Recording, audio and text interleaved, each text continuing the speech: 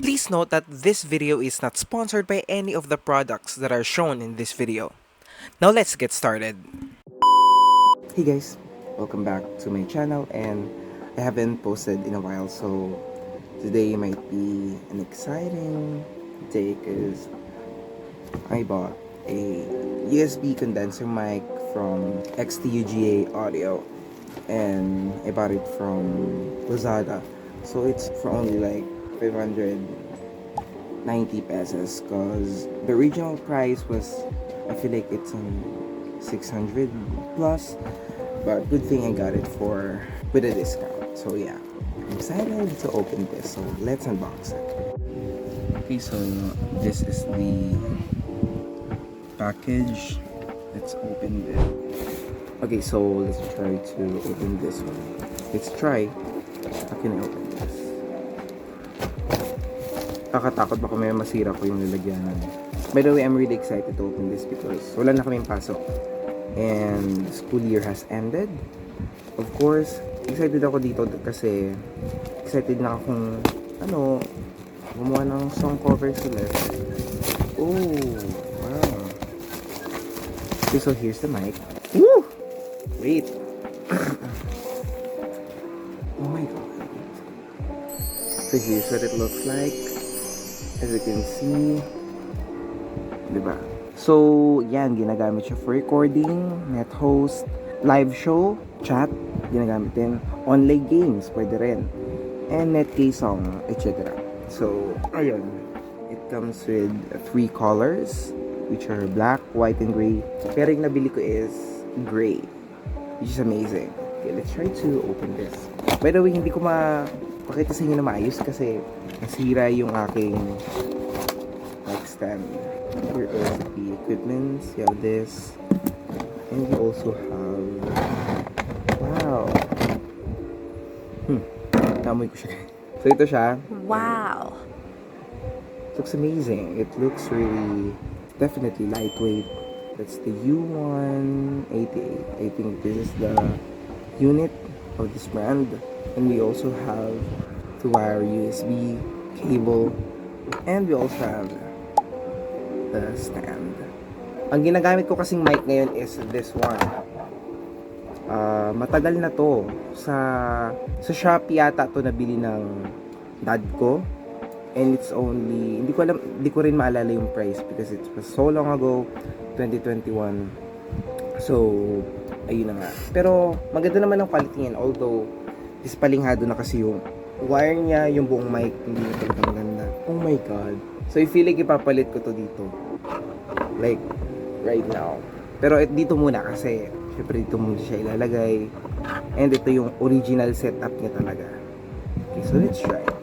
So we're gonna put the mic over here. Woo! It's amazing. Right? Okay, so there are 4 buttons. We have the high volume, the low volume, and we also have the pause and the play key. Ito ata ay ginagamit din para i-off yung mic. So yan. Then dito meron siyang yan for headphone jack or earphone jack. So ayun. So I'm gonna turn on my computer, by the way. Hi Ariana. As you can see, naka-turn on na siya. Ayan, ginamit na natin, na-plug na natin doon. By the way, I also have a speaker here na pwede ring gamitin habang nag-recording. So, ayan siya. Yun yung mic. Open ko lang muna yung... Okay, so naka-monitor siya. Ay, nawala. So, yan, naka-mute siya ngayon. Pag pinress mo yan, long press. Hi! Woo! Magagaling yan. No. Pag nakakainis kasi yung software, of course, yung banda po sa ginagamit ko. Although yung software, it's more like a website. Masyadong yung latency niya. Kaya, ayun. Medyo late na rin yung mic. But, the mic quality sounds great. Sounds better than this one. And ayun. Pakita ko pa sa inyo yung mga ibang function. So, next we have yan, ito pagka long press, mamamute mo yung sound.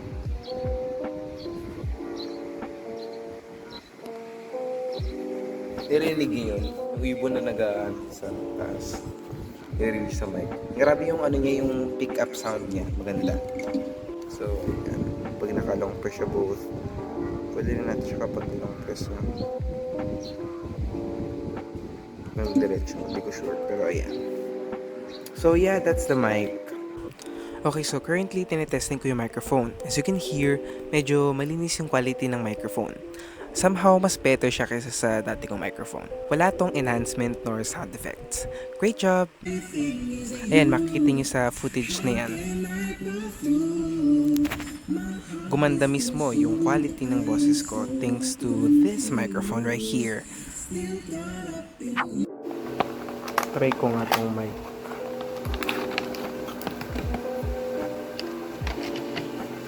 So,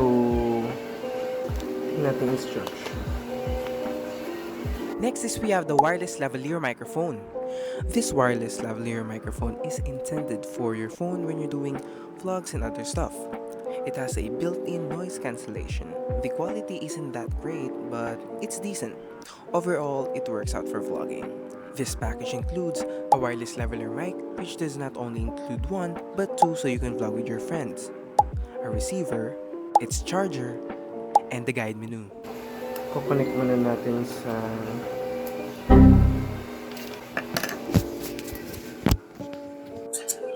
okay lang naman to, so it's good. Pag ilalagay ko siya dito. Rinig niyo ba ako? Hello? Hi? Hello? Hello, hello, hello? Hello? Hi? Hello, hello, hello? Hello? Hello? Sound check, sound check. ASMR. 2,000 years later. Okay, so you have a package. Wait, is it recording? Okay, so it's recording. So it's been a few days later. Na-order ko na siya. Let's open this up. Okay, so gumagana yung mic. Okay, so let's go. Siyempre, kailangan muna lagyan ng bago buksan. Okay, so open na natin.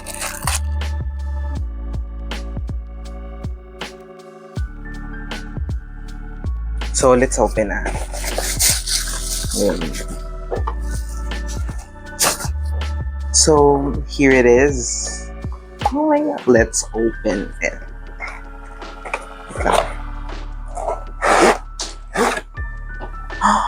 Oh my God. This looks amazing. To be honest, I was scared at first kasi akala ko yung ordinary lang siya na selfie stick tripod when I saw the figure. Like, good thing this is the real gimbal. Real gimbal. Oh my God!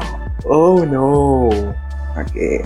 So, let's try to open this thing. How would you open this? Ay, ako! Hindi pa nga kami nakakakain. Let's open it. Oh my God! Oh my God! I love it! Look at this, guys. See that? Okay. Oh my God! It's a really good gimbal. Oh, yun na. So, legit na gimbal siya. Yung nabili ko. Saan lalagay yung camera?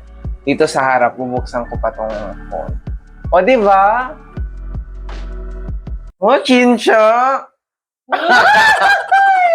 Guys, Okay, so, ayan nga siya, guys. Ilalagay natin yung phone na to dito kung kaya siya. Sana nga kaya. Kaya yan. For sure, kaya yan, di ba, guys? Natakot ako, baka mamaya magano to. Dahil lang. This package includes the gimbal itself, charging cable, and the guide menu. Oh, and the remote for the selfie stick. Okay, so ito yung gimbal. And as you already know, nabuksan ko na siya. Okay, so ito yung open button niya. So let's long press it. Whoa! See that? So ngayon naka-landscape siya. Pag pinress natin ng isang press, yan, naka-vertical siya. Pero pag pinress ulit natin ng isa, yan, naka-landscape siya. So let's try it on sa phone. Okay, so yan, gumagana na siya. Lalabas tayo.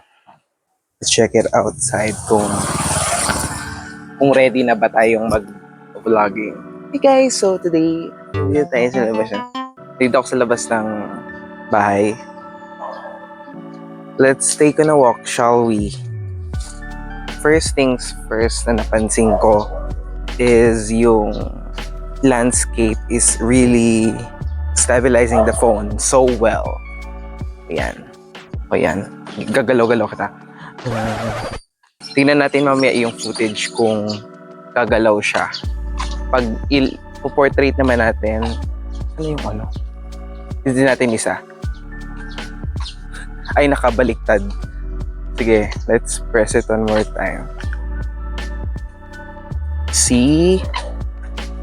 How cool is that? So, ayan yung itsura niya.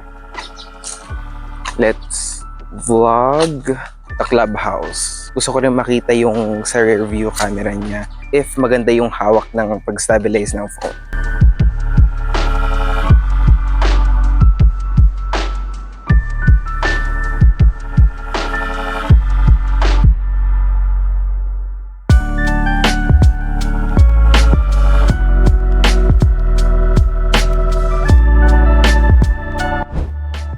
Nahulog yung tripod. Ngayon lang ako ulit nag-vlog dito sa labas ng bahay namin, dito sa clubhouse. So mapapansin ko lang dun sa dalawang takes. Yung first video, niligyan natin ng tripod pero walang video stabilization. Naka-turn off sa mismong phone ko. Naka-built-in kasi sa phone ko. Pero yung pangalawa naman, tinurn on ko yun, pati syempre ito. And I would have to say dun sa first take, medyo magalaw-galaw pa rin siya. And kahit merong support nito, hindi pa rin ganun kaayos yung pagka-stabilize niya. Pero, however, dun sa pangalawang take, mas maganda, mas maayos, mas steady siya tignan, and ayun. Pero, overall, I would say, using the gimbal stabilizer by itself, kailangan mo pa rin ng support dun sa phone. Kaya, ayun. So anyways, I hope you all enjoy this video, and this will be my first time na gumawa ng gantong klaseng video with a complete vlogging equipment set. So I'm very, very, very happy talaga, guys. Anyways, it's me, Gabriel, and I will see you in my next video. Peace.